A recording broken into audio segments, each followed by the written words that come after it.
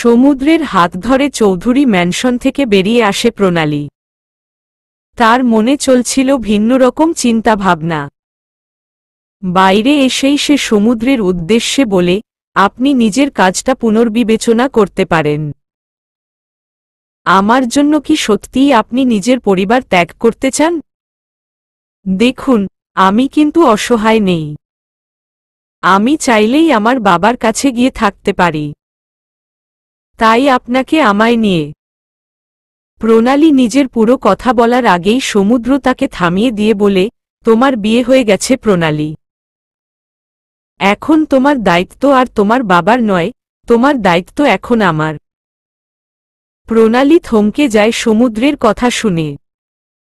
সমুদ্র বলতে থাকে, আমি জানি, তোমার বাবা একজন ধনাঢ্য ব্যবসায়ী। তার সম্পদের অভাব নেই। তুমি চাইলেই তার কাছে গিয়ে থাকতে পারো। সেখানে আমার কাছে কিছুই নেই। আমার মা আমায় বাড়ি থেকে বের করে দিয়েছেন, হয়তো আমার ব্যাংক অ্যাকাউন্টও সিল করে দেবেন। আমার বাবা তারও কোনো পুঁজি নেই, তাই এখন বলতেই পারো যে, আমি একজন দেউলিয়া। আমি হয়তো তোমায় তোমার বাবার মতো সুখী রাখতে পারবো না। তবে আমি নিজের সর্বোচ্চ দিয়ে চেষ্টা করব যতটুকু পারি করার। তবে তোমার উপর আমার কোনো জোর নেই। তুমি চাইলে এখনই নিজের বাবার কাছে ফিরে যেতে পারো, আমি তোমায় বাধা দেব না। তবে আমি কখনোই আর আমার বাড়িতে ফিরব না। আর না তো মেরুদণ্ডহীন পুরুষের মতো শ্বশুর বাড়িতে গিয়ে ঘরজামাই হব। এখন তুমি সিদ্ধান্ত নাও, তুমি কি করবে? প্রণালী দ্বিধায় পড়ে যায়। সমুদ্র তার জন্য এত ত্যাগ করল। প্রণালীর তো এখন উচিত সমুদ্রের পাশে থাকা। কিন্তু তারা তো সত্যিকার অর্থেই এখন দেউলিয়া। না আছে মাথার উপর ছাদ আর না তো কোনো রোজগার। কি হবে তাদের ভবিষ্যৎ? প্রণালী চিন্তায় পড়ে যায়। সমুদ্র যেন বুঝতে পারল প্রণালীর ভাবনা। তাই তো মৃদু হেসে বলল, আমি কোনো না কোনো ব্যবস্থা ঠিকই করে নেব। তুমি শুধু আমার হাতটা ধরো। প্রণালীর কি হলো সে জানে না। মন্ত্রমুগ্ধের মতো দেখতে লাগল সে সমুদ্রকে। লোকটার আহ্বানে সাড়া না দিয়ে তার কাছে আর কোনো উপায় নেই। প্রণালী তার দুই হাত বাড়িয়ে দিল সমুদ্রের দিকে। সমুদ্র প্রণালীর হাত শক্ত করে ধরে বলল, আজ থেকে শুরু হলো আমাদের নতুন লড়াই। জানি, সামনের পথটা খুব একটা মসৃণ হবে না। তবে তুমি পাশে থাকলে আমি সব রকমের বাধা অতিক্রম করে সামনে এগিয়ে যেতে পারব। আমি আশাবাদী পরিস্থিতি বদলাবে। আমাদেরও সুদিন আসবে। সমুদ্র নিজের এক বন্ধুর সহায়তায় শহর থেকে দূরে মফস্বল এলাকায় একটা রুম ভাড়া নিয়েছে, তাও আবার সেই বন্ধুর থেকেই টাকা ধার নিয়ে। কিছু আসবাবপত্র এবং কয়েকদিনের বাজারের টাকা সে নিজের আইফোন বিক্রি করে দিয়ে জোগাড় করেছে। আসবাবপত্র বলতে বিছানা আর রান্নার জন্য একটা ম্যাজিক চুলা। এভাবেই একটা ছোট সংসার গড়ে তুলেছে সমুদ্র।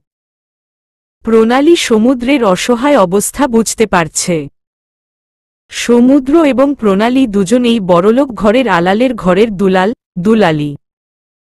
জীবনে কখনোই তারা দরিদ্রতার মধ্যে দিয়ে যায়নি, জীবন সবসময় সচ্ছলতা ও আভিজাত্যপূর্ণ ছিল। তবে এখন সময় বদলেছে। এই পরিবর্তিত পরিস্থিতিতে মানিয়ে নেয়া দুজনের জন্যই কঠিন। দুপুরে সমুদ্র বেরিয়েছে চাকরির খোঁজে। প্রণালী তখন সমুদ্রের আনা ডাল, সবজি চালগুলো দেখছিল। রান্নায় সে একেবারেই পটু নয়। তাই কিছুই করতে পারছিল না। প্রণালীর ভীষণ খারাপ লাগছিল, তবে নিজের জন্য নয়, সমুদ্রের জন্য। তাই সে ভাবল একবার নিজের বাবা রায়ান সাহেবের সাথে কথা বলবে। তিনি নিশ্চয়ই সাহায্য করবেন। তাহলেই তাদের আর এই পরিস্থিতির মধ্যে দিয়ে যেতে হবে না। তবে সবার আগে সমুদ্রের সাথে এই বিষয়ে কথা বলতে হবে। ঘামার্ত শরীর নিয়ে সমুদ্র বাইরে থেকে এসেই বিছানায় গা এলিয়ে দিল। বাইরে প্রচণ্ড রোদ। এত রোদে থাকার অভ্যাস সমুদ্রের নেই। দিনরাত 24 ঘন্টা এসির বাতাসে থেকেছে সে। আর এই বাসায় এসি তো দূর, একটা সিলিং ফ্যানও নেই। গরমে সমুদ্রের অবস্থা শোচনীয়। প্রণালী এক গ্লাস পানি নিয়ে এলো সমুদ্রের কাছে। সমুদ্র পানিটা সম্পূর্ণ খেয়ে আবার বিছানায় শুয়ে পড়ল। প্রণালী কিছুক্ষণ আগে পাশের বাসার ভাড়াটিয়ার থেকে একটা হাতপাখা এনেছিল, সেটা দিয়েই সমুদ্রকে বাতাস করে। সমুদ্র কিছুটা হলেও আরামবোধ করে। প্রণালী সমুদ্রকে জিজ্ঞেস করে, আপনার খুব কষ্ট হচ্ছে তাই না? এত গরমে থাকার অভ্যাস তো আপনার নেই, আর সত্যি বলতে আমারও নেই। সমুদ্র একগাল হেসে বলে, একটু আগে কষ্ট হচ্ছিল, কিন্তু তুমি এত সুন্দর করে বাতাস করছো যে আর কষ্ট হচ্ছে না। প্রণালী নীরব থাকে স্বল্প সময়। তারপর বলে, আপনি যদি কিছু না মনে করেন তাহলে আমি বাবার সাথে যোগাযোগ করি। তিনি নিশ্চয়ই আমাদের সাহায্য করবেন।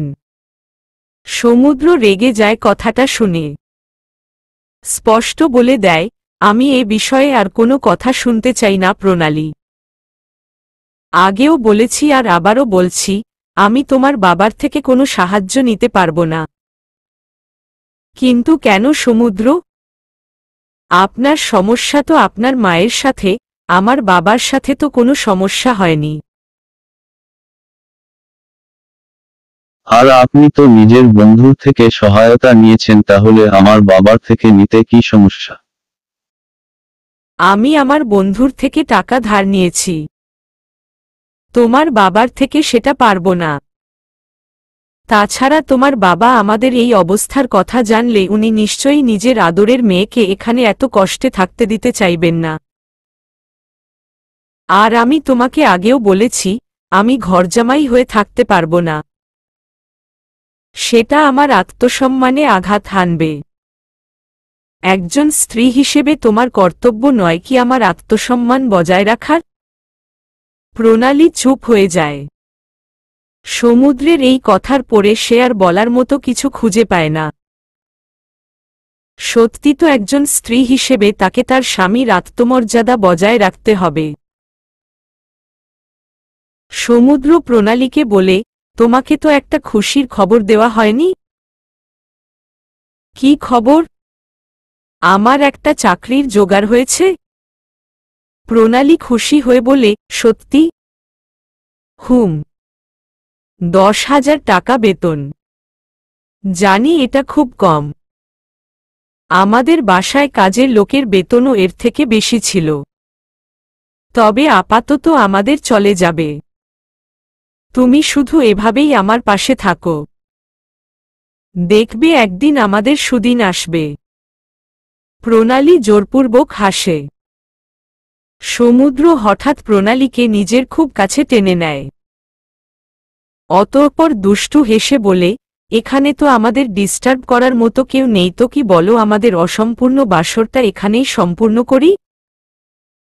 প্রণালী লজ্জায় নুয়ে পড়ে।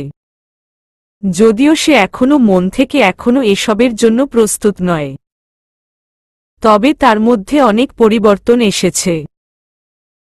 লারার মৃত্যুর পর থেকে শান্তকে সে ভীষণভাবে ঘৃণা করে। সমুদ্রের সবসময় তার পাশে থাকায় সমুদ্রের প্রতিও ভালো লাগা তৈরি হয়েছে, তবে তা ভালোবাসা অবধি পৌঁছায়নি। কিন্তু স্বামীকে বাধা দিতে প্রণালী চায় না, কারণ এতে ফেরেশতারা লানত দেয়। তাই প্রণালী আজ আর সমুদ্রকে বাধা দিল না। সমুদ্র ধীরে ধীরে প্রণালীকে নিজের মধ্যে মিশিয়ে নিতে লাগল। প্রণালীর ঠোঁটে ঠোঁট ডুবিয়ে দিল। ধীরে ধীরে নিজের শার্ট খুলল, প্রণালীর বুক থেকে শাড়ির আঁচল সরিয়ে দিল। প্রণালীর গলায় ডুবিয়ে দিল মুখ। এভাবেই ধীরে ধীরে তাদের ঘনিষ্ঠতা বাড়তে থাকে। সমুদ্র ও প্রণালী আরও কাছাকাছি আসতে থাকে। তাদের অসম্পূর্ণ বাসর সম্পূর্ণ হতে থাকে। পুষ্পা চৌধুরী বসে আছেন আরাম কেদারায়। তার সামনে দাঁড়িয়ে সায়মা চৌধুরী অনেকক্ষণ থেকে বকবক করছেন। কিন্তু তিনি তার কোনো কথায় কান দিচ্ছেন না, যেন ওনাকে ব্রাত্য করে রেখেছেন। সায়েমা চৌধুরী কথায় কথায় বলেন, কেমন মা তুমি? নিজের সন্তানের থেকে তোমার কাছে নিজের ইগো বড় হয়ে গেল ভাবি? তুমি মা হিসেবে জঘন্য। তোমাকে আল্লাহও ক্ষমা করবেন না। কালকে ভাইয়াকে শুধু আসতে দাও, তিনি এসে সব ঠিক করবেন।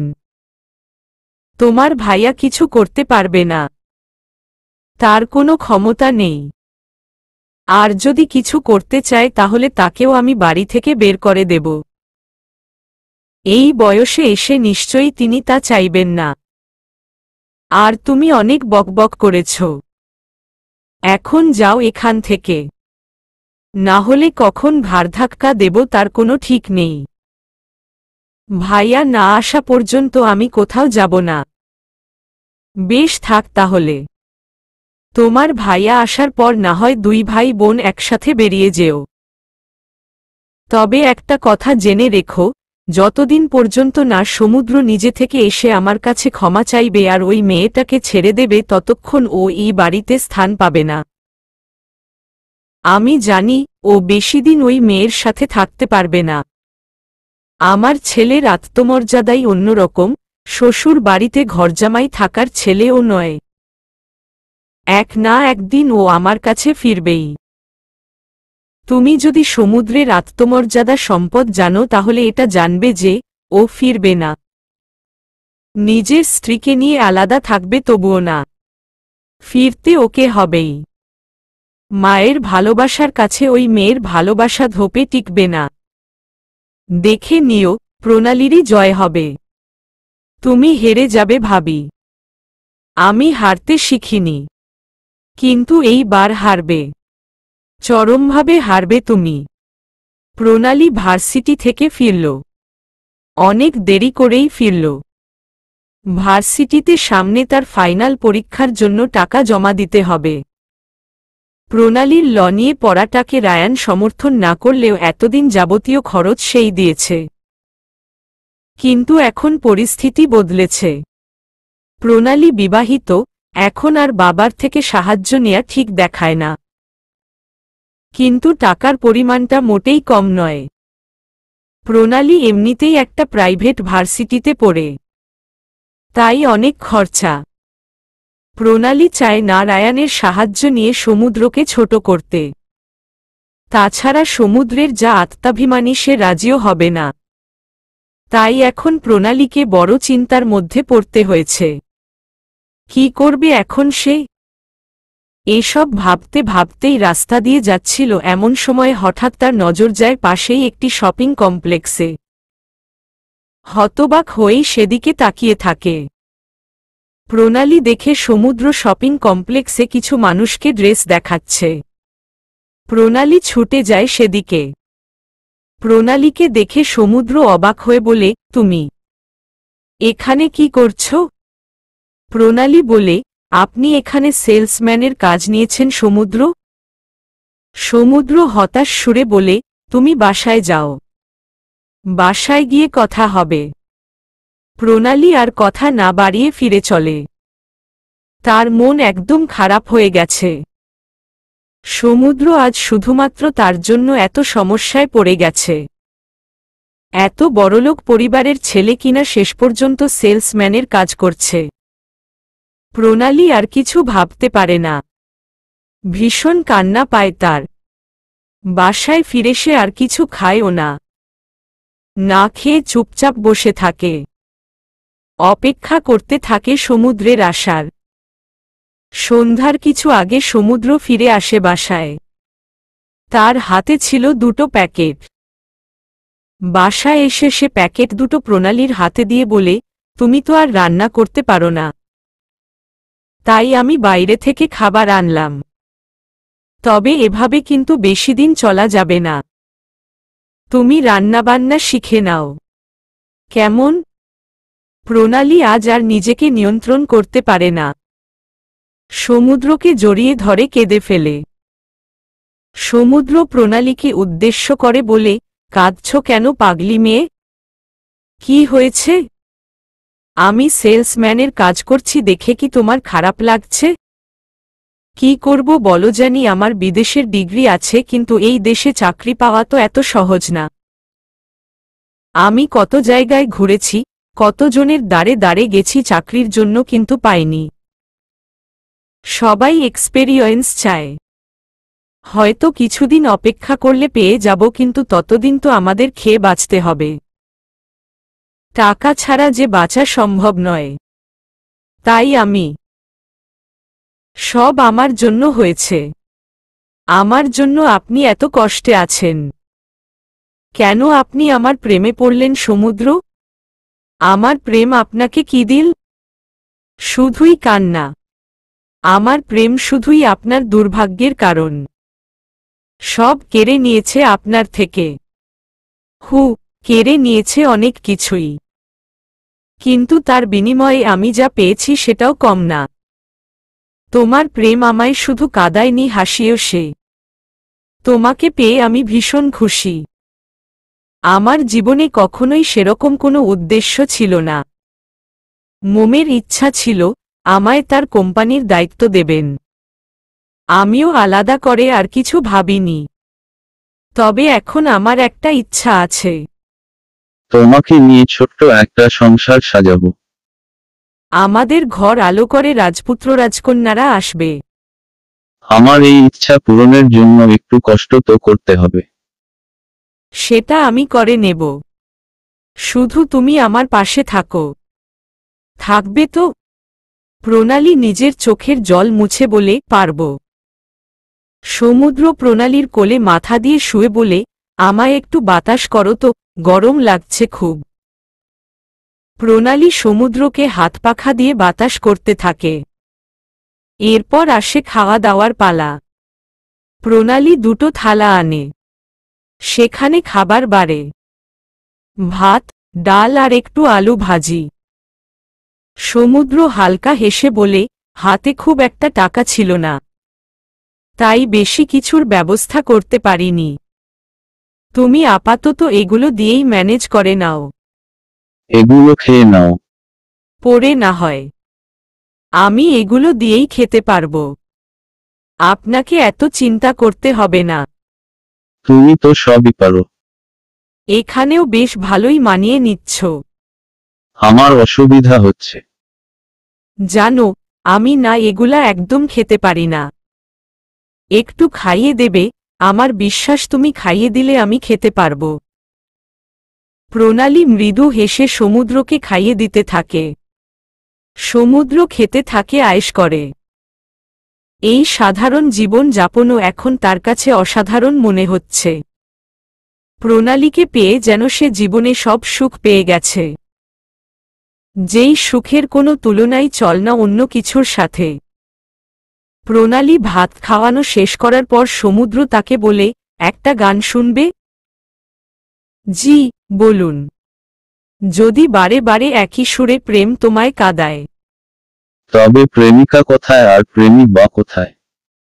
যদি দিশেহারা ইশারাতে প্রেমী ডেকে যায়? তবে ইশারা কোথায় আর আশারা কোথায়?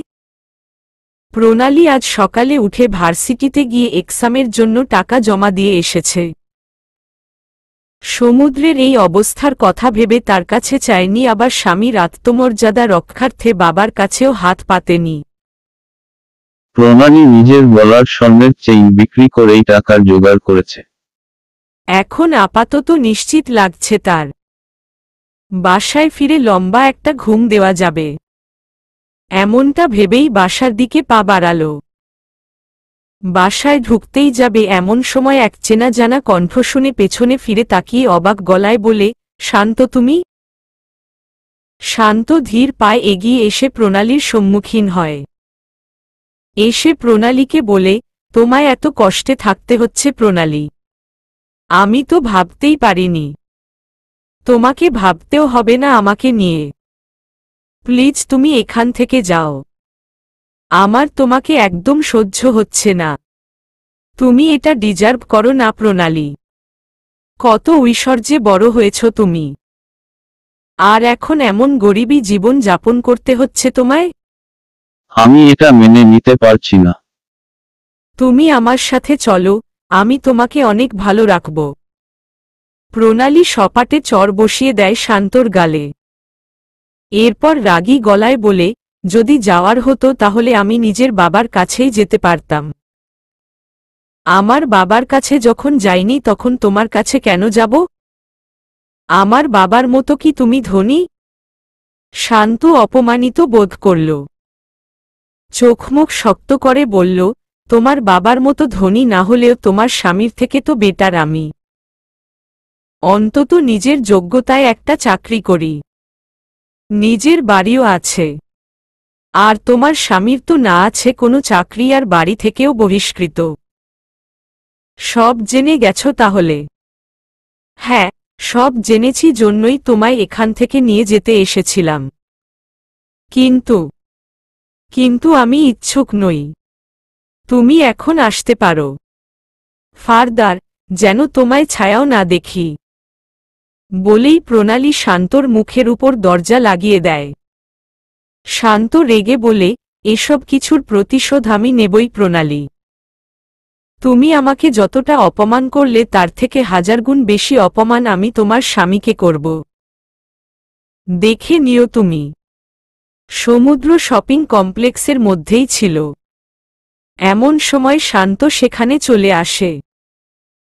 শান্তকে দেখে যদিও সমুদ্র ভীষণ রেগে যায়, তবে এটা তার কাজের জায়গা, তাই নিজেকে স্থির রাখে।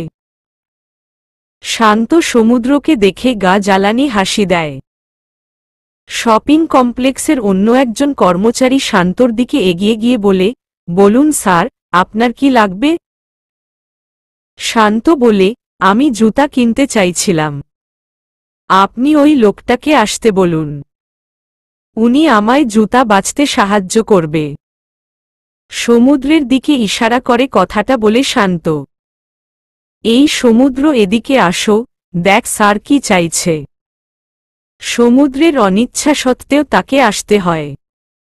শান্ত যেন সুযোগ পেয়ে যায়। সমুদ্র শান্তকে জুতা দেখাতে থাকলে শান্ত বলে, কি অবস্থা হয়েছে তোমার? আমার ভীষণ আফসোস হচ্ছে।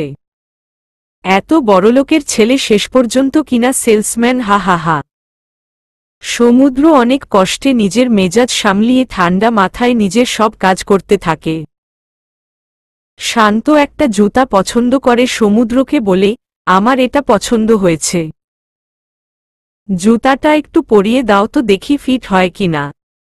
সমুদ্র রক্তিম চোখে তাকায়। শান্ত বলে, চোখ রাঙাচ্ছ কাকে? ভুলে যেও না, তুমি এখানকার সামান্য একজন কর্মচারী আর আমি একজন কাস্টমার। চুপচাপ যা বলছি করো, না হলে আমি তোমার নামে রিপোর্ট দেব। সমুদ্র নিরুপায়। বাধ্য হয়ে সে নিচে বসে শান্তকে জুতা পরাতে সাহায্য করছিল। শান্ত ফোন বের করে বলল, এই দারুণ একটা ঘটনা তো ক্যামেরাবন্দি করে রাখতে হয়। তোমার স্ত্রীকে তো দেখাতে হবেই। তার অনেক অহংকার না, সেটা এবার ভাঙতে হবে। সমুদ্র এবার আর নিজেকে সামলাতে পারল না। উঠে দাঁড়িয়ে শান্তকে জোরে একটা পাঞ্চ পারল। শান্ত নিজেকে সামলাতে না পেরে পড়ে গেল। তার নাক দিয়ে রক্ত পড়তে লাগল। উঠে দাঁড়িয়ে সেও ফাইট করতে লাগল সমুদ্রের সাথে। আশেপাশের কিছু মানুষ ছুটে এসে তাদের থামাল। সমুদ্রের এরকম কাস্টমারের সাথে মারামারি মোটেই ভালোভাবে নিলেন না শপিং কমপ্লেক্সের মালিক। তার শপিং কমপ্লেক্সের রেপুটেশন এর জন্য কমে গেছে। তাই যা হওয়ার তাই হল। তিনি সমুদ্রকে কাজ থেকে ফায়ার করলেন। সজল চৌধুরী বাড়িতে ফিরে পুষ্পা চৌধুরীর উপর রাগারাগি করতে শুরু করে দিয়েছেন। সায়মা চৌধুরীর থেকে সব শুনে তার পায়ের রক্ত মাথায় উঠে গেছে। পুষ্পা এত সাহস পেল কোথায়? কোনো সাহসী ও আমার ছেলে আর ছেলের বউকে বাড়ি থেকে বের করে দিল? এই বাড়ি আমার বাপদাদার, ওর নামে লিখে দিয়েছে, জন্যই যা খুশি তাই করবে। পুষ্পা চৌধুরী এসে বললেন, হ্যাঁ করব। আমার যদি ইচ্ছা হয় তাহলে এখন আমি তোমাকেও ঘাড় ধাক্কা দিয়ে বের করব। কি করবে তুমি? পুষ্পা, এই, গলা নামিয়ে কথা বলো। এত অডাসিটি আমি টলারেট করব না। আমি এক্ষুনি যাচ্ছি আমার ছেলে আর ছেলের বউকে ফিরিয়ে আনতে। অনেক সহ্য করেছি আর না। এই বাড়ি থেকে বেরোলে আর কোনোদিন এই বাড়িতে ফিরতে পারবে না। বাড়ির দরজা চিরকালের জন্য তোমার জন্য বন্ধ হয়ে যাবে। পুষ্পা। পুষ্পা চৌধুরী আর না দাঁড়িয়ে চলে গেলেন। সজল চৌধুরী ভারাক্রান্ত মন নিয়ে দাঁড়িয়ে রইলেন। হঠাৎ করেই যেন নিজেকে খুব অসহায় আর অবহেলিত বোধ হল। তিনি যেন বুঝতে পারছেন চিরকাল আভিজাত্যপূর্ণ জীবনযাপন করলেও তার পায়ের তলার মাটি শক্ত নয়। তাই তো নিজের ছেলের বউয়ের পাশে দাঁড়াতে পারছেন না। হঠাৎ করেই তার বুকের বা পাশে তীব্র ব্যথা অনুভূত হল। মাথা ঝিমঝিম করতে লাগল। তিনি আর বেশিক্ষণ স্থির হয়ে দাঁড়িয়ে থাকতে পারলেন না। সিঁড়ি ধরে বসে পড়লেন। সায়েমা চৌধুরী দৌড়ে এসে বলল, ঠিক আছো তো ভাইয়া? সজল চৌধুরী কোনো সাড়া দিলেন না। সমুদ্র বিধ্বস্ত অবস্থায় বাসায় ফিরল। তাকে এই অবস্থায় দেখে প্রণালী বিচলিত হয়ে পড়ল। অস্থির কণ্ঠে বলল, আপনাকে এরকম লাগছে কেন? সব ঠিক আছে তো? সমুদ্র কোনো কিছু না বলে বিছানায় গা এলিয়ে দিল। প্রণালী লক্ষ্য করল সমুদ্রের মুখে আঘাতের দাগ। দেখে মনে হচ্ছিল কেউ আঘাত করেছে। প্রণালী আর দেরি করল না। পাশের বাসার ভাবির থেকে ফার্স্ট এইড বক্স নিয়ে এলো। এসে সমুদ্রকে বলল, উঠে বসুন, আমি ফার্স্ট এইড করে দিচ্ছি। সমুদ্র উঠে না বসে প্রণালীকে কাছে টেনে নিল। কি করছেন? আপনার ব্লিডিং হচ্ছে তো। কিভাবে হলো এমন? আমাকে ফার্স্ট এইড করতে দিন। লাগবে না। তুমি শুধু আমার পাশে থাকো। লাগবে না। তুমি শুধু আমার পাশে থাকো। প্রণালী সমুদ্রকে বোঝানোর প্রয়াস করল কিছুক্ষণ। পর দমে গিয়ে বলল, আপনার এত জেদ কেন? সমুদ্র বলল, জানি না, আমি তোমাকে ছাড়তে একদম ইচ্ছা করছে না। বুকে তীব্র যন্ত্রণা হচ্ছে। কেন জানি মনে হচ্ছে আমার খুব কাছের কাউকে হারিয়ে ফেলতে চলেছি। তুমি আমায় ছেড়ে যেও না প্রণালী। আমি বাঁচব না তোমায় ছাড়া। আমি আপনাকে ছেড়ে কোথাও যাব না, সমুদ্র। আপনি সামলান নিজেকে। কি অবস্থা আপনার? কে করল এমনটা? সমুদ্র নিশ্চুপ। প্রণালী আর বেশি ঘাটাল না। সমুদ্রকে ফার্স্ট এইড করে দিল সন্তর্পণে। পর দুজনে একসাথে রাতের খাবার খেয়ে শুয়ে পড়ল। রাতে ঘুমানোর আগে সমুদ্র শক্ত করে জড়িয়ে ঘুমালো প্রণালীকে। কেন জানি হারানোর ভয় তাকে জেকে বসেছে। প্রণালীও কিছু বলল না। সমুদ্র বেরিয়ে পড়েছে নতুন কাজ খুঁজতে। তবে অভাগার ভাগ্য বোধ হয় এত সহজে বদলায় না। সারাদিন ঘুরেও সে কোনো কর্মসংস্থানের সুযোগ পেল না। ওদিকে প্রণালী আর সমুদ্র সকাল থেকে না খেয়ে আছে, কারণ তাদের কাছে খাবার কেনার মতো টাকা নেই। সমুদ্রর ভীষণ অসহায় বোধ হতে লাগল। এমন সময় সে দেখল রাস্তায় কনস্ট্রাকশনের কাজ চলছে। সমুদ্রের মনে একটা ভাবনা এলো। এছাড়া তার সামনে কোনো পথ খোলা ছিল না। যদিও জীবনে কখনো ভাবেনি এই পর্যায়ে তাকে আসতে হবে। তবে পেটের ক্ষুধার কাছে সব তুচ্ছ। সায়েমা চৌধুরীর চিৎকার শুনে পুষ্পা চৌধুরী বিরক্ত হয়ে নিচে নেমে আসেন। এসেই বিরক্ত গলায় বলেন, কি হয়েছে তোমার? এত চেঁচাচ্ছ কেন? সায়েমা চৌধুরী বললেন, দেখো না ভাবি, ভাইয়া কোনো কথা বলছে না। আমার খুব ভয় করছে। সরো, আমায় দেখতে দাও। পুষ্পা চৌধুরী সজল চৌধুরীর নিঃশ্বাস চেক করে দেখেন নিঃশ্বাস পড়ছে, কিন্তু খুব ধীরে। তিনি খুব ভয় পেয়ে যান। বলে ওঠেন, দ্রুত অ্যাম্বুলেন্স ডাকতে হবে। ওকে ইমিডিয়েটলি হসপিটালে নিতে হবে। ভাইয়ার কিছু হয়ে যাবে না তো ভাবি? এই প্রশ্নের উত্তর শুধু ডাক্তারই দিতে পারবে। তুমি ওখানে নিয়ে এসো, সোফায় শোয়াতে হবে, ওনার হাতে পায়ে মালিশ করতে থাকো। আমি অ্যাম্বুলেন্সে কল করছি। পুষ্পা চৌধুরীও যেন আজ ভীষণ উতলা হয়ে উঠেছেন স্বামীর এই অবস্থা দেখে। সমুদ্র যখন রাস্তায় বালি বোঝাইয়ের কাজ করছিল তখন তার ভীষণ কান্না পাচ্ছিল। সে খুব ভালোভাবেই বুঝতে পেরেছিল গরিব মানুষদের কত কষ্ট। আজীবন আভিজাত্যে জীবন গেছে তার, কখনো অভাব অনটন অনুভব করেনি। না চাইতেন সবকিছু পেয়ে গেছে। তবে আজ সে তিক্ত বাস্তবতা নিজের চোখে দেখছে। এতদিন গরিব মানুষদের কত অবহেলা করেছে সে, তাদের সমাজের কীট মনে করেছিল। আপনাদের মনে আছে প্রণালীর সাথে সমুদ্রের প্রথম সাক্ষাতের ঘটনা? সেই সমুদ্র আর এই সমুদ্রের মধ্যে আজ কত তফাত। সৃষ্টিকর্তা বুঝি সবাইকে তার কর্মের ফল সুদে আসলে ফেরত দেওয়ার জন্যই তাদের জীবনে বিপদাপদ দেন, যাতে তারা বাস্তবতাটা উপলব্ধি করতে পারে। যেমন এখন সমুদ্র পারছে, দুমুঠো খাবারের জোগাড় করার জন্য কত খাটতে হচ্ছে। সমুদ্র কাজ করতে করতে হঠাৎ বুকের বা পাশে তিক্ত ব্যথা অনুভব করল। গতকাল রাত থেকে কেমন জানি ব্যথা করছে, মনেও কেমন জানি কুগাইছে। সমুদ্র টেলিপ্যাথির কথা শুনেছিল, তাহলে তার সাথে এখন এমন কিছুই ঘটছে? টেলিপ্যাথির কারণেই কি তার মনে হচ্ছে তার কোনো আপনজনের বিপদ আসন্ন? এসব ভাবতে ভাবতেই সে কাজ করছিল। কাজ শেষে সে নিজের পারিশ্রমিক নিয়ে একটি হোটেলে গিয়ে খাবার কিনে নিল।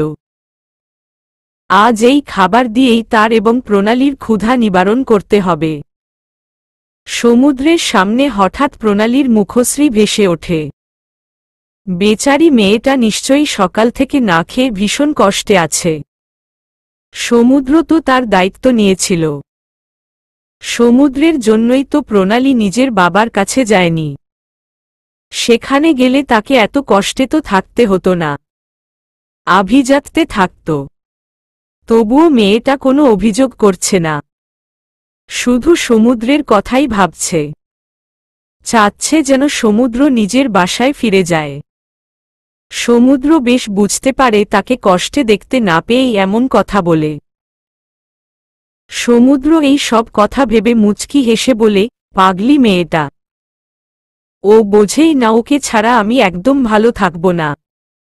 খাবার নিয়ে সমুদ্র হাজির হয় তাদের বাসায়। প্রণালী সমুদ্রের আশাতেই বসেছিল। সমুদ্র আসতেই প্রণালী হাসি মুখে বলে, আপনি এসেছেন? হুম, তুমি ঠিক আছো তো? সকাল থেকে না খেয়ে নিশ্চয়ই খুব কষ্ট হয়েছে? একদম না, আমার একটুও কষ্ট হয়নি। আপনার বরং খুব কষ্ট হয়েছে। সারাদিন নিশ্চয়ই খুব খাটুনি গেছে। কোনো নতুন কাজ পেলেন? সমুদ্র কোনো উত্তর না দিয়ে বলে, আমি খাবার এনেছি, তুমি বসে পড়ো, একসাথে খাই। প্রণালী বুঝল সমুদ্র প্রসঙ্গটা এড়িয়ে যেতে চাইছে। তাই সেও আর বেশি না ঘাটিয়ে থালা এনে সেখানে খাবার বাড়ে নিজের আর সমুদ্রের জন্য। তারপর দুজনে একসাথে বসে খেতে শুরু করে। সমুদ্র দেখে প্রণালী অল্প করে খাচ্ছিল। এটা দেখে সে বলে, এসব দিয়ে খেতে নিশ্চয়ই তোমার খুব কষ্ট হচ্ছে। কি করব বলো, যা টাকা ছিল আমার কাছে তা দিয়ে এতটুকুই হয়েছে। আরে না, এমন নয়, আসলে আমি বাইরের খাবার তেমন খেতে পারি না, তাই ভাবছি এবার নিজেই রান্নাটা শিখে নেব। পাশের বাসার ভাবি নাকি খুব ভালো রান্না করে, তার থেকে রান্নাটা শিখতে হবে। আমি ভীষণ অপেক্ষায় আছি তোমার হাতের খাবার খাওয়ার জন্য। এভাবেই কথাবার্তা এগোতে থাকে তাদের দুজনের। খাওয়া শেষ করে সমুদ্র প্রণালীকে বলে, জানো কাল রাত থেকে আমার মনটা কেমন করছে। মনে হচ্ছে খুব খারাপ কিছু হতে চলেছে। আচ্ছা, বাড়ির সবাই ঠিক আছে তো? প্রণালী বলে, যদি তোমার বাড়ির জন্য মন খারাপ হচ্ছে তাহলে যাও না, বাড়ি থেকে ঘুরে আসো। তাহলে হয়তো তোমার মনের এই খুঁতখুঁতানি দূর হবে। আমি ওই বাড়িতে এখন আর ফিরব না প্রণালী। আমি প্রতিজ্ঞা করে নিয়েছি আমি সেদিনই ফিরব যেদিন আমার মম সসম্মানে তোমায় ওই বাড়িতে ফিরিয়ে নেবে। যেভাবে উনি তোমায় অপমান করে তাড়িয়ে দিয়েছেন তার দ্বিগুণ সম্মানে তোমায় ফেরত নেবে। প্রণালী সমুদ্রের দিকে কিছুক্ষণ মুগ্ধ চোখে তাকায়। পর বলে, আপনার মায়ের সাথে না হয় আপনার সমস্যা, কিন্তু বাবা ফুপি তাদের সাথে তো সমস্যা নেই। আমি না হয় এখনই যাব না, কিন্তু আপনি যান না, ওদের সাথে দেখা করে আসুন। বাড়িতে না যান, বাড়ির বাইরে তাদের আসতে বলুন। তাহলে কি এমনটাই করব? হ্যাঁ, এমনটাই করুন। আপনি নিজের পরিবারের সাথে দেখা করে আসুন। এতে আপনিও মানসিক শক্তি পাবেন। পরিবারের সাপোর্টটা যে এখানে বড়। তাছাড়া আপনার মনে যখন এমন চিন্তা ঘুরপাক খাচ্ছে তখন। ঠিক আছে, তাহলে আজই গিয়ে দেখা করে আসব। খাওয়া দাওয়া শেষে একটু পরই সমুদ্র বেরিয়ে পড়েছে নিজের বাড়ির উদ্দেশ্যে। মাঝে সে অনেকবার সায়মা চৌধুরী এবং নিজের বাবাকে ফোন করেছে, কিন্তু তারা কেউই ফোনটা রিসিভ করেনি। সমুদ্র বুঝতে পারে না এর কারণ কি। এদিকে চৌধুরী ম্যানশনের সামনে এসে সে দেখে বাড়ির সামনে অনেক মানুষের ভিড়। সমুদ্র আরও ধন্দে পড়ে যায়। ভিড় ঠেলে বাড়িতে প্রবেশ করতেই তার পায়ের তলা থেকে যেন মাটিই সরে যায়। সামনেই সজল চৌধুরীকে সাদা কাফনে মুড়িয়ে রাখা হয়েছে। সমুদ্র নিজের বাবাকে এই অবস্থায় দেখে হতবিহ্বল হয়ে যায়। সামনেই সায়মা চৌধুরী মাতম করে চলেছেন। পুষ্পা চৌধুরী একদিকে চুপচাপ বসে আছেন। সমুদ্রকে দেখতেই সায়মা চৌধুরীর আর্তনাদ আরও ভারী হল। তিনি আহাজারি করে বললেন, শেষবেলায় ভাইয়া তোকেই দেখতে চেয়েছিল, কিন্তু তার এই ইচ্ছা পূরণ হল না। সমুদ্রের কানে এখন এসব কোনো কথা যায় না। সে বসে পড়ে সজল চৌধুরীর দেহের সামনে। তার মস্তিষ্ক ফাঁকা হয়ে আসছে। মনে পড়ে যাচ্ছে বাবার সাথে কাটানো সমস্ত সুন্দর স্মৃতি। বাবার মৃতদেহ জড়িয়ে ধরল। তারপর একদম ছোট বাচ্চার মতো চিৎকার করে কাঁদতে লাগল। আঙুলে আঙুল ছুঁয়ে শেখালে, তুমি জীবনের পথ চলা, নিজে না খেয়ে তুমি খাওয়ালে, শেখালে কথা বলা। বাবা তুমি আমার যত খুশির কারণ।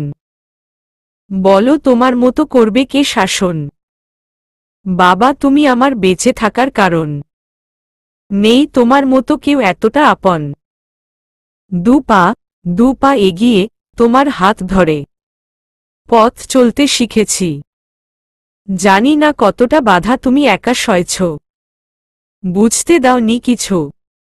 আজ আমি হয়েছি বড়, নিজের মতো করে বুঝি সবই। অজান্তে কত কি ভুল করেছি, তুমি ক্ষমা করো আমায়। বাবা তুমি আমার যত খুশির কারণ। বলো তোমার মতো করবে কে শাসন। বাবা তুমি আমার বেঁচে থাকার কারণ।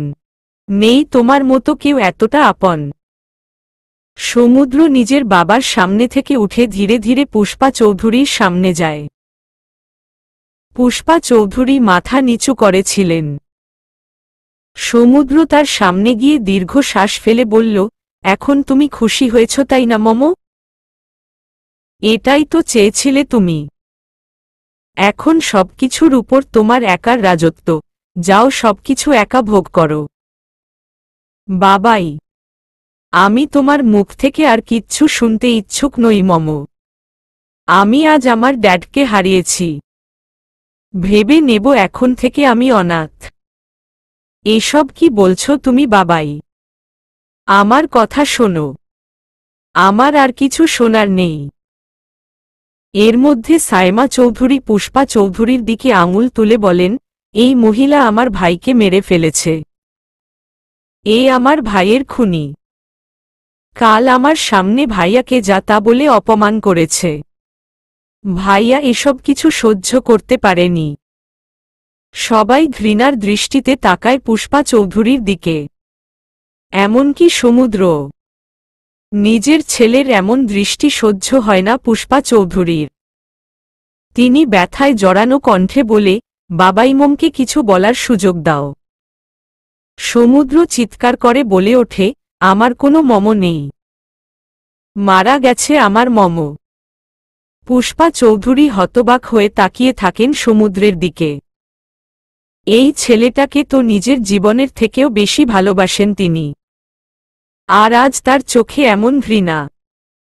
যেই ছেলে মা বলতে অজ্ঞান ছিল তার কাছে আজ তার না জীবন সাথেই মৃত। সমুদ্র বলল, একজন সন্তানের কাছে তার বাবার লাশের ভার কত তুমি বুঝবে না মম। কারণ তোমাকে কোনোদিন এই ভার বহন করতে হয়নি। পুষ্পা চৌধুরী আজ কিছু বলতে পারছেন না। চুপ করে বসে পড়েন। সমুদ্রের আরো অনেক কিছু বলার ইচ্ছা ছিল কিন্তু পারল না। বাবার মৃত্যুর শোক তাকে ভেতর থেকে একদম ভেঙে দিয়েছে। সময় গড়িয়ে চলে। সজল চৌধুরীর জানাজা অনুষ্ঠিত হয়। সমুদ্র নিজের বাবার খাটিয়া বহন করে চলে যায় কবরস্থানের উদ্দেশ্যে। পুষ্পা চৌধুরী তখনও মেঝেতেই বসেছিলেন। কোনো রেসপন্স করছিলেন না, যেন পাথরের মূর্তিতে পরিণত হয়েছেন। সায়মা চৌধুরী এসে তাকে বলেন, দেখেছ ভাবি, তোমার মিথ্যা অহংকার আর দম্ভ আজ তোমায় কোথায় এনে দাঁড় করিয়েছে। ভাইয়ার জীবন কেড়ে নিল এই দম্ভ। নিজের ছেলের চোখেও তোমাকে ঘৃণ্য বানিয়ে দিল। তবুও কি তুমি বদলাবে না? সজল চৌধুরীর লাশ দাফন করে সমুদ্র উদ্ভ্রান্তের মতো অবস্থায় বাড়িতে ফিরে আসে। এসে দেখে রায়ান সাহেব, সৌভিক, প্রণালী সবাই এসে উপস্থিত। প্রণালী সমুদ্রকে দেখেই ছুটে যায় তার দিকে। সমুদ্রকে জড়িয়ে ধরে কাঁদতে। এই কদিনেই যে সজল চৌধুরী তার মনে অনেকটা জায়গা করে নিয়েছিল। লোকটা তাকে মা বলে ডাকত। রায়ান সাহেব এগিয়ে এসে সমুদ্রের কাঁধে হাত রেখে বলেন, তোমাকে সান্ত্বনা দেওয়ার ভাষা আমার নেই। আমি কিছু জরুরি কাজে চট্টগ্রামে গিয়েছিলাম। তোমার বাবার খবরটা পাওয়ার পরই ছুটে চলে আসি ঢাকায়। কিন্তু বড্ড দেরি করে ফেললাম। শেষবারের মতো ওনাকে দেখতেও পেলাম না। তবে প্রণালীর কাছ থেকে সব শুনলাম। তোমাদের যে এত কষ্টে থাকতে হয়েছে জানতাম না। তুমি এসব কথা আমাকে বা তোমার বাবাকে জানাতে পারতে। তাহলে হয়তো পরিস্থিতি এত খারাপ হতো না। সমুদ্র বলে, এখন তো সব জেনে গেছেন আঙ্কেল। এখন আপনি চাইলে নিজের মেয়েকে নিজের সাথে নিয়ে যেতে পারেন, আমি কোনো বাধা দেব না। এমনিতেও আমার আর কোনো ভবিষ্যৎ নেই। প্রণালী বলে ওঠে, একদম এমন কথা বলবেন না। আপনাকে ছেড়ে আমি কোথাও যাব না। আমার কাছে থাকলে যে তোমায় চরম দারিদ্র্যের মধ্যে থাকতে হবে। মানিয়ে নিতে পারবে তো? প্রণালী বলে, পারব। রায়ান সাহেব বলেন, এসব কথা উঠছে কেন সমুদ্র? আমার কি কম সম্পত্তি আছে? এগুলো আমি কার জন্য করেছি? আমার ছেলেমেয়ের জন্যই তো। তুমি তো আমার জামাই, তোমার হক আছে এসবে। সমুদ্র বলে, মাফ করবেন আমায়। আমি আপনার থেকে কোনো সাহায্য নিতে পারব না। আপনি চাইলে নিজের মেয়েকে যা খুশি দিতে পারেন, কিন্তু আমি নিতে পারব না। এমন করে বলছো কেন? কারণ আমি নিজের পায়ে দাঁড়াতে চাই, তাও সম্পূর্ণ নিজের যোগ্যতায়। এর জন্য হয়তো অনেক পরিশ্রম করতে হবে। তবে আমি সেই পরিশ্রম করতে রাজি আছি। আমার আপনার কাছে বেশি কিছু চাই না। শুধু এটুকুই চাই যেন আপনি আপনার মেয়েকে আমার ভরসায় দিন। আমি যতটুকু পারব ওকে খুশি রাখব। কিন্তু রায়ান সাহেব কিছু বলার আগে সৌভিক বাবু তার পিঠে হাত রেখে বলেন, ওদেরকে ওদের মতো থাকতে দে। ওরা ঠিকই নিজেরা নিজেরা ভালো থাকবে। রায়ান সাহেব আর কথা বাড়ালেন না। সমুদ্র সকল আত্মীয় স্বজনের থেকে বিদায় নেয়। সবশেষ সাইমা চৌধুরীর কাছে গিয়ে বলে, তুমি সবসময় আমায় অনেক ভালোবাসা দিয়েছ ফুপি, যার ঋণ আমি কোনোদিন শোধ করতে পারব না। তুমি আমার জন্য দোয়া করো যেন আমি জীবনে প্রতিষ্ঠিত হতে পারি। সাইমা চৌধুরী সমুদ্রের মাথায় হাত বুলিয়ে বলেন, ভাইয়ার বুক ভরা দোয়া আছে তোর জন্য। মরতে মরতেও উনি তোর কথা ভাবছেন। আমিও দোয়া করব তোর জন্য। মানুষের মতো মানুষ হ বাপ। নিজের বাপদাদার মুখ উজ্জ্বল কর। সমুদ্র সবার থেকে বিদায় নিলেও পুষ্পা চৌধুরীর সাথে দেখা করে না। প্রণালীর হাত ধরে চৌধুরী বাড়ি থেকে বেরিয়ে যেতে ধরে। এমন সময় পুষ্পা চৌধুরী এসে উপস্থিত হন সেখানে। সমুদ্রকে থামিয়ে দিয়ে বলেন, কোথায় যাচ্ছ তুমি বাবাই? নিজের এত সম্পদ থাকতে তুমি কেন আলাদা করে লড়াই করবে? এসব কিছু তো তোমারই পূর্বপুরুষের সম্পদ। আমি সবকিছু তোমার নামে করে দেব। প্রণালীকে নিয়েও কোনো আপত্তি করব না। তুমি এখানেই থাকো। এভাবে সবকিছু ছেড়ে যেও না। সমুদ্র স্পষ্ট বলে দেয়, আমার এসব কিছুই লাগবে না মিসেস পুষ্পা চৌধুরী। এসব কিছু আপনি রেখে দেন। এই সহায় সম্পত্তি নিয়ে ভীষণ অহংকার না আপনার? এসব নিয়েই আপনি কবরে যাইয়েন বাবাই। সমুদ্র বলে, আপনি বড্ড দেরি করে ফেলেছেন। যদি আপনি আরও আগে সবটা উপলব্ধি করতে পারতেন তাহলে আজ আমায় আর এভাবে নিজের বাবাকে হারাতে হতো না। এখন আমার আর এসব কিছুর দরকার নেই। আমি নিজের ব্যবস্থা নিজেই করে নিতে পারব। এই সম্পত্তি আপনিই সামলান। যতদিন পারেন রাজ করে চলুন। বলেই সমুদ্র প্রণালীর হাত ধরে বেরিয়ে যায় চৌধুরী ম্যানশন থেকে। একে একে অন্যান্য আত্মীয় স্বজনও বিদায় নেয়। দিন শেষে পুরো বাড়ি ফাঁকা হয়ে যায়। পুষ্পা চৌধুরী একা, ভীষণ একা হয়ে পড়ে। হয়তো বাকি দিনগুলো তার একাকিত্বে আর আফসোস, আত্মগ্লানির মধ্যেই চলে যাবে। সমুদ্র ও প্রণালীর দিনগুলো এরপর বেশ হাসিকান্নার মধ্য দিয়ে যায়। সমুদ্র নিজের মতো একটা ব্যবসা করার উদ্যোগ নেয়। এজন্য পুঁজির দরকার ছিল। রায়ান সাহেব সাহায্য করতে চাইলে সমুদ্র সাহায্য নিতে অস্বীকৃতি জানায়। তাই রায়ান সাহেব একটা বুদ্ধি খাটান।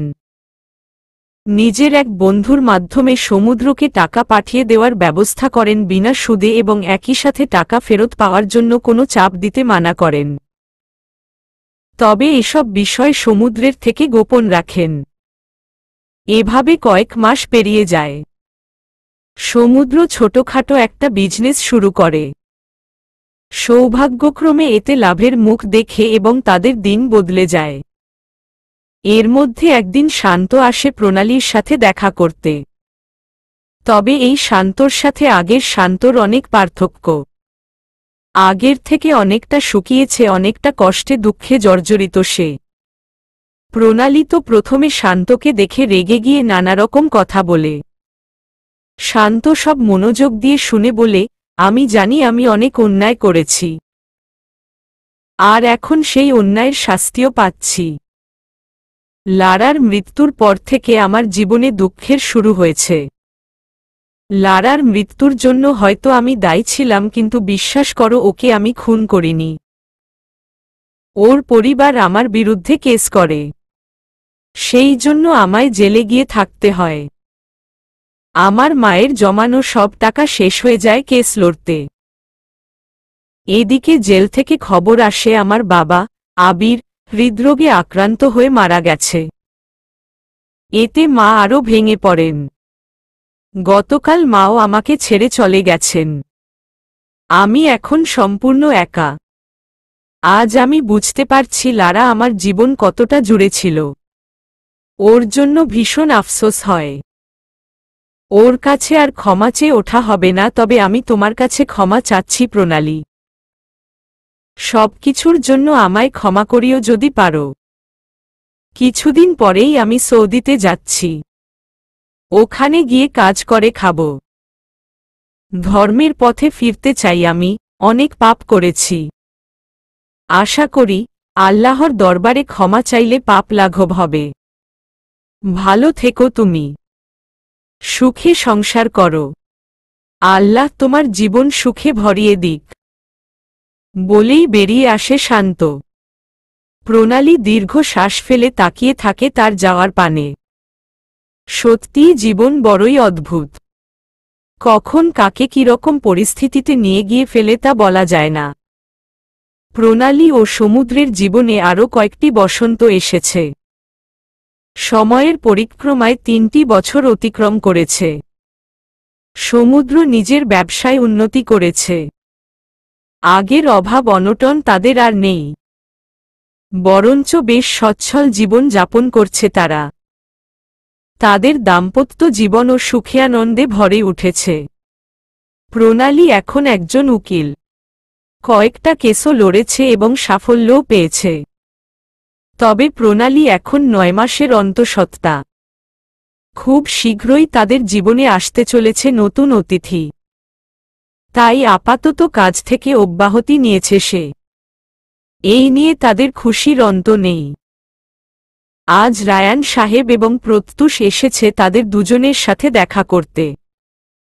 প্রত্যুষকে দেখেই সমুদ্র ঠাট্টা করে বলে, বাহ ডাক্তার সাহেব যে, এত ব্যস্ততার মধ্যে আপনার চরণ যে আমার বাসায় পড়েছে এতেই আমি খুশি। প্রত্যুষ লাজুক হাসে। সে এখনও আগের মতোই চাপা স্বভাবের, খুব একটা কথা বলে না, পড়াশোনা নিয়ে সিরিয়াস জন্য বাইরে তেমন একটা বেরোয় না। তাছাড়া সামনে তার সেমিস্টার ফাইনাল এক্সাম। এজন্য আরও খাটতে হচ্ছে। তবে আজ সে এসেছে প্রণালীর অনুরোধে। প্রণালী গতকাল রাতে ইমোশনাল ব্ল্যাকমেইল করেছে। বলেছে তার নাকি এখন ভয় হচ্ছে বাচ্চা জন্ম দিতে গিয়ে তার কিছু হয়ে যায়, এজন্য বাপভাইকে দেখতে চায়। প্রত্যুষ তো ছোটবেলা থেকে মায়ের ভালোবাসা পায়নি। প্রণালী তাকে মায়ের মতো আগলে রেখেছে। তাই বোনের মুখে এমন কথা শুনে ঘাবড়ে গেছে। কয়েকটা কথাও শুনিয়ে দিয়েছিল। তারপর আজ সে এখানে। প্রত্যুষ সমুদ্রের সাথে সালাম বিনিময় করে জানতে চায়, আপি কোথায় জিজু?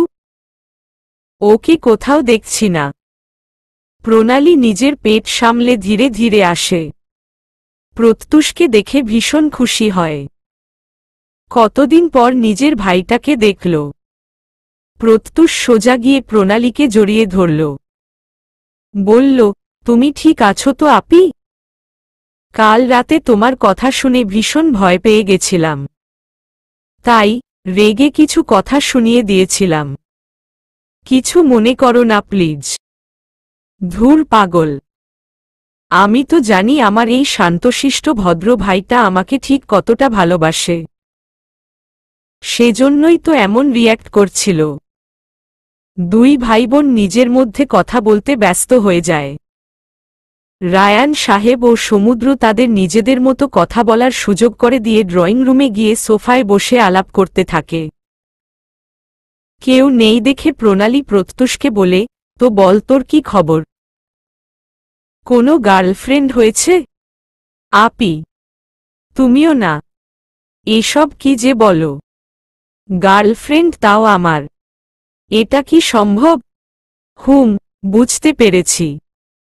কিন্তু আমার এই এত হ্যান্ডসাম ভাইটাকে কোনো মেয়ে পছন্দ করে না এমনটা তো হতে পারে না।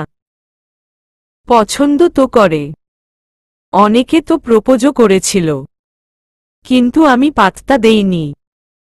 নিজের সমস্ত ফোকাস আমি পড়াশোনায় রাখতে চাই। প্রণালী ভাইয়ের মাথায় হাত বুলিয়ে বলে, আচ্ছা ভাই আমার, ভালো করে পড়। তোকে একজন বেস্ট ডাক্তার হিসেবে দেখতে চাই। রায়ান সাহেব সমুদ্রের সাথে আলাপের এক পর্যায়ে বলে ওঠে, তোমাকে একটা কথা বলবো, যদি কিছু মনে না করো। জি, বলুন। আমি কিছু মনে করব না। তুমি একবার নিজের মায়ের সাথে কথা বলো। 3 বছর ধরে তুমি ওনার সাথে কথা বলো না। আমি যতদূর জানি উনি এখন ভীষণ অসুস্থ। আমি মানছি তিনি অনেক ভুল করেছেন জীবনে, কিন্তু মানুষের জীবনে তো এমন অনেক ভুল থাকে। এই 3 বছরে তো উনি তার প্রায়শ্চিত্ত করেছেন যথেষ্ট। কিন্তু তুমি সবটা বিবেচনা করে দেখো বাবা, নিজের বাবাকে হারিয়েছ, মা এখনো আছে। তার করা ভুলগুলো ভুলে গিয়ে আপন করে নাও, না হলে মাকে হারানোর পর আফসোস করতে হবে। সমুদ্র সায় জানালো। এবার সে ঠিক করল পুষ্পা চৌধুরীর সাথে দেখা করবে। অনেকদিন পর চৌধুরী ম্যানশনে এসেছে সমুদ্র। তাকে দেখে পুষ্পা চৌধুরী ভীষণ খুশি হয়েছেন। প্রথমে তো তিনি নিজের চোখকেই বিশ্বাস করতে পারেননি, তবে পরে যখনই বুঝেছেন সমুদ্র সত্যি এসেছেন তখন তিনি আহ্লাদে আটখানা। সমুদ্র পুষ্পা চৌধুরীকে জিজ্ঞেস করে, কেমন আছেন আপনি? এতদিন ভালো ছিলাম না বাবাই, কিন্তু আজ তোমায় দেখে আমি ভীষণ খুশি। সমুদ্র ভালোভাবে পর্যবেক্ষণ করে পুষ্পা চৌধুরীকে। আগের আভিজাত তো আর নেই তার মাঝে। গায়ে সাধারণ সাদা সুতি শাড়ি, শরীরও অনেক শুকিয়ে গেছে তার, চোখের নিচে কালশিটে। সমুদ্র দীর্ঘশ্বাস শ্বাস ফেলে বলে, নিজের যত্ন নেন না একদম? পুষ্পা চৌধুরী মলিন হেসে বলে, কার জন্য নিজের যত্ন নেব? আমার কোনো আপনজনই যে আমার কাছে নেই। নিজের দোষেই তাদের হারিয়েছেন, এখন ভীষণ পস্তাচ্ছি। সমুদ্র বলে, আজ আমায় একটা সত্যি কথা বলবেন? আমার দাদা কেন তার সমস্ত সম্পত্তি আপনার নামে লিখে দিয়েছিলেন? এই সত্যটা আমি জানতে চাই। পুষ্পা চৌধুরীর মুখ গম্ভীর হয়ে যায়। কিছু কথা না জানাই ভালো, কিন্তু আমি জানতে চাই, বলুন আমায়। পুষ্পা চৌধুরী দীর্ঘ শ্বাস ফেলে বলেন, তোমার বাবা আমার সাথে বিয়েতে রাজি ছিলেন না। তিনি একটা গরিব পরিবারের মেয়েকে ভালোবাসতেন, কিন্তু তোমার দাদা নিজের আভিজাত্য রক্ষায় এমনটা চাননি। তাই তিনি এক প্রকার জোর করে আমার সাথে ওনার বিয়ে দেন। কারণ আমার বাবা এক ধনী লোক ছিলেন। বিয়ের আগে আমি এসব ব্যাপারে অবগত ছিলাম না, কিন্তু বাসর রাতে জানতে পারি উনি আমায় না অন্য কাউকে ভালোবাসেন। সেদিন ভীষণ কষ্ট হয়েছিল আমার। উনি আমাকে ডিভোর্স দিয়ে নিজের ভালোবাসার মানুষটাকে বিয়ে করতে চেয়েছিলেন, কিন্তু সেই সময় মেয়েদের গায়ে ডিভোর্সি ট্যাগ অনেক ভয়ানক ছিল। তাই আমি দাঁতে দাঁত চেপে সংসার করতে থাকি। কিন্তু তোমার বাবা ওই মেয়েকে ভুলতে পারেনি। বিয়ে পরেও তার সাথে সম্পর্ক চালিয়ে যায়, যাকে সহজ ভাষায় বলে পরকীয়া। আমি এসব না পারছিলাম মানতে আর না সইতে। এই সময় তোমার দাদা তোমাকে বাবাকে শায়েস্তা করতে তার সব সম্পত্তি আমার নামে করে দেন। এরপর তোমার বাবা রেগে ওই মেয়ের সাথে পালিয়ে যেতে চায়। সেই সময় তোমার দাদা বুদ্ধি করে নিজের এক ভরসাযোগ্য কর্মচারীর ছেলের সাথে ওই মেয়ের বিয়ে দিয়ে তাকে বিদেশে পাঠিয়ে দেন। তোমার বাবা এসব কিছু জানত না। তার কাছে মনে হয় তার প্রেমিকা তাকে ঠকিয়েছে। এই সময় কাছাকাছি আসি আমি আর তোমার বাবা, কিন্তু তার উপর একটা রাগ আমার থেকেই গিয়েছিল, কারণ সে নিজের প্রেমিকাকে পুরোপুরি ভুলতে পারেনি। এই রাগ থেকে ধীরে ধীরে আমার মাঝে ক্ষোভ বাড়তে থাকে তার প্রতি। তুমি হওয়ার পর এবং তোমার দাদার মৃত্যুর পর সব ক্ষমতার কেন্দ্রবিন্দু আমি হই। তখন আমার মধ্যে আগের সব ঘটনার জন্য প্রতিশোধ স্পৃহা জন্ম নেয়। সেই জন্য আমি তোমার বাবাকে কোণঠাসা করে দেই, আর তোমাকে নিজের মতো মানুষ করি। ধীরে ধীরে বেপরোয়া হয়ে উঠি। প্রণালীকেও আমি ঠিক এই কারণে মেনে নিতে পারিনি, কারণ ও তোমার বাবার পছন্দ করা মেয়ে। সব সত্য জানার পর সমুদ্র নিজের মায়ের প্রতি নরম হয়। এর মধ্যে আরও কিছু দিন চলে যায়। প্রণালীর কোল আলো করে একটা পুত্র সন্তানের জন্ম হয়। পুষ্পা চৌধুরী নিজের নাতিকে পেয়ে ভীষণ খুশি। প্রণালীকেও এখন তিনি মন থেকে মেনে নিয়েছেন। তাদের মধ্যে সম্পর্ক অনেক ভালো। প্রণালী যে একটা নতুন মা পেয়েছে। পুষ্পা চৌধুরীকে তো সবসময় মা বলেই ডাকে। পুষ্পা চৌধুরী সমুদ্রকে ব্যবসার দায়ভার তুলে দিয়ে এখন নিজের নাতির সাথেই অবসর সময় কাটান। রায়ান সাহেবও ভীষণ খুশি নাতির আগমনে। প্রত্যুষ মামা হতে পেরে আনন্দিত। পরিশিষ্ট প্রণালী নিজের ছেলেকে ঘুম পাড়িয়ে বেকনিতে এসে দাঁড়িয়েছে। এমন সময় পেছনে থেকে কেউ প্রণালীকে জড়িয়ে ধরে। প্রণালীর কাঁধে মাথা রেখে সমুদ্র বলে, ভীষণ ভালো লাগছে। নড়ো না প্লিজ। প্রণালী মুচকি হেসে বলে, ঠিক আছে। সমুদ্র প্রণালীকে আচমকা নিজের কাছে টেনে নেয়। প্রণালীর অধরে স্পর্শ করে বলে, এত ভালো লাগে কেন তোমায়? প্রণালী বলে, জানি না। সমুদ্র হেসে ফেলে। দুজন একসাথে পূর্ণিমার চাঁদ দেখছিল। সমুদ্র হেসে বলে, এই চাঁদটা তোমার থেকে সুন্দর নয়। প্রণালী প্রাণ খুলে হেসে বলে, আমায় এত ভালোবাসো কেন তুমি? আমার প্রেম তোমায় অনেক কাঁদিয়েছে। তবুও প্রেম যেন বেড়েই চলেছে। সমুদ্র প্রণালীকে জড়িয়ে ধরে বলে, প্রেম কখনো হাসায়, কখনো কাঁদায়। আমাকেও কাঁদিয়েছে। তবে তার থেকে বেশি আনন্দ দিয়েছে। প্রেম সম্পর্কিত একটা বিখ্যাত গান আছে, শোনোনি? না, কি গান? সমুদ্র গাইতে থাকে, যদি বারে বারে একই সুরে প্রেম আমায় কাঁদায়, তবে প্রেমিকা কোথায় আর প্রেমী বা কোথায়? যদি দিশেহারা ইশারাতে প্রেমী ডেকে যায়, তবে ইশারা কোথায় আর আশারা কোথায়? যদি মিথ্যে মনে হয় সব পুরনো কথা, যদি চায়ের কাপেতে জমে নীরবতা, তবে বুঝে নিও চাঁদের আলো।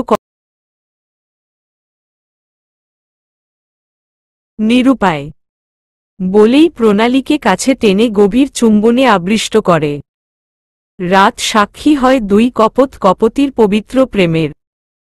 The end.